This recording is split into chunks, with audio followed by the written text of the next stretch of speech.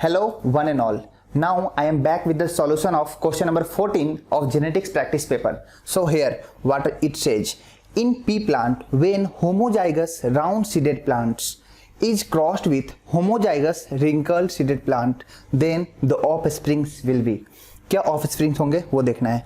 100% with large starch grains, 75% with intermediate size starch grains, 25% with small size starch grains and 0% with small size grains. सबसे पहले बात, इस question को देख के जो कैच है क्वेश्चन का वो ये है कि आपको क्वेश्चन दे रखा है सीड के शेप का दे रहा है, हाँ, और आपसे पूछ रहा है स्टार्च कंटेंट का. तो सबसे पहले बात जो इंफॉर्मेशन आपको पता होना चाहिए कि this question is of pleiotropic inheritance, जिसको हम बोलते हैं कि प्लियोट्रॉपिक मीन्स कि एक ही जीन बहुत सारे कैरेक्टर को इफेक्ट कर रहा है. तो आपको पता है पी प्लांट में एक ही जीन जो है दो कैरेक्टर को इफेक्ट करता है. एक तो शेप ऑफ सीड, एक तो शेप ऑफ सीड के शेप को, इसमें भी दो है, एक राउंड और एक इस तरह से रिंकल्ड होते हैं. ठीक है, राउंड और रिंकल्ड, राउंड एंड रिंकल्ड, ये आपको पता है.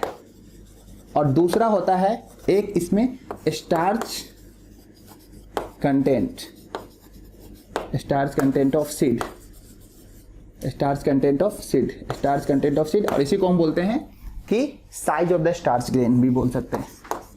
साइज ऑफ सीड ये बोल सकते हैं. ठीक है, इसमें आपको तीन कैरेक्टर आते हैं. एक तो लार्ज साइज, ठीक है, एक होता है इंटरमीडिएट और एक होता है स्मॉल. तो now as per the questions, क्या कह रहा है क्वेश्चन में कि होमोजाइगस राउंड सीडेड प्लांट. तो होमोजाइगस राउंड सीडेड प्लांट क्या होगा? होमोजाइगस राउंड है तो राउंड आपको पता है इस कंडीशन में आता है राउंड, और होमोजाइगस इसका क्रॉस हम किससे करेंगे? क्रॉस विथ होमोजाइगस रिंकल्ड जिसमें जब वो रिसेसिव फॉर्म में होगा, होमोजाइगस रिसेसिव फॉर्म में, ये हमारा आएगा F1. क्या आएगा? F1. गैमीट पता है, सिंगल गैमीट बनेंगे दोनों से. ये सारे के सारे जो प्लांट बनेंगे ना वो आपको ये बनेंगे. कहने को तो ये सारे फेनोटिपिकली राउंड होंगे, लेकिन चूंकि यही जीन दूसरा कैरेक्टर भी दूसरा रोल भी प्ले कर रहा है, तो ये जो है सीड ये आपको लार्ज साइज है. क्या है? लार्ज साइज स्टार्च ग्रेन वाला. ये आपको स्मॉल वाला है. तो ये जो बनेगा ना सारा ये इंटरमीडिएट बनेगा, क्योंकि इसके लिए ये इनकम्प्लीट डोमिनेंस वाला कैरेक्टर शो करता है, फुल्ली डोमिनेंट नहीं है, इंटरमीडिएट. तो 100% जो प्लांट बनेंगे ना वो आपको इंटरमीडिएट बनेंगे. इंटरमीडिएट उसका साइज होगा, कोई भी ना राउंड होगा ना ये लार्ज होगा ना स्मॉल होगा, सारे के सारे इंटरमीडिएट बनेंगे. ऐसा कौन सा ऑप्शन देखते हैं? 100% विथ लार्ज स्टार्च ग्रेन्स नहीं, इंटरमीडिएट में ले गया. 75% विथ इंटरमीडिएट साइज ग्रेन्स नहीं, 75 नहीं 100 ही है, ये भी गया. 25% with small size starch grain नहीं, ऐसा भी नहीं है. ये option 0% with small size grains, ऐसा मिल तो नहीं रहा है लेकिन ऑप्शन सही है. बच्चों ये क्वेश्चन, एक तो इस क्वेश्चन का आंसर हम इसे सॉल्व कर रहे हैं कि हाँ क्या आ रहा है, ये क्वेश्चन हमें एक चीज सिखा रहा होता है. बहुत बच्चों का डाउट ये होता है कि सर जो हमारा आंसर आ रहा है वो तो है ही नहीं. आप क्या होता है जब आप MCQ करते हो तो when you are solving a MCQ question you are in a situation and out of that situation you have to find out the most correct one.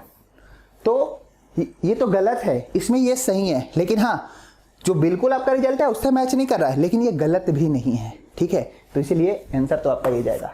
तो जब भी आप क्वेश्चन में हो, अगर 3 स्टेटमेंट है, सब लग रहा है करेक्ट है, लेकिन फिर आप देखो उसमें मोस्ट करेक्ट कौन सा है. ठीक है, अगर करेक्ट पूछा है. ठीक है, इसी तरह अगर सब ऑप्शंस आपको लग रहा है गलत है, अगर गलत चुनना है तो सबसे ज्यादा गलत कौन है जो बिल्कुल पॉसिबल नहीं है, आपको वो चुनना होता है. अगर आपको देखना है गलत ही सारे ऑप्शंस है लेकिन उसमें आपको करेक्ट पूछा है, तो उसमें आप ये देखो कि सबसे कम गलत कौन है. तो जब भी क्वेश्चंस है, अगर ऑप्शंस है तो यू हैव टू चूज. आप ये नहीं कहोगे नहीं मुझे जो आ रहा है वो तो आ ही नहीं रहा ऑप्शन में, तो मैं तो सॉल्व ही नहीं करूंगा. ठीक है, मैं तो छोड़ दूंगा, बोनस होगा. नहीं, अगर MCQ है तो आपको अटेम्प्ट करना होता है.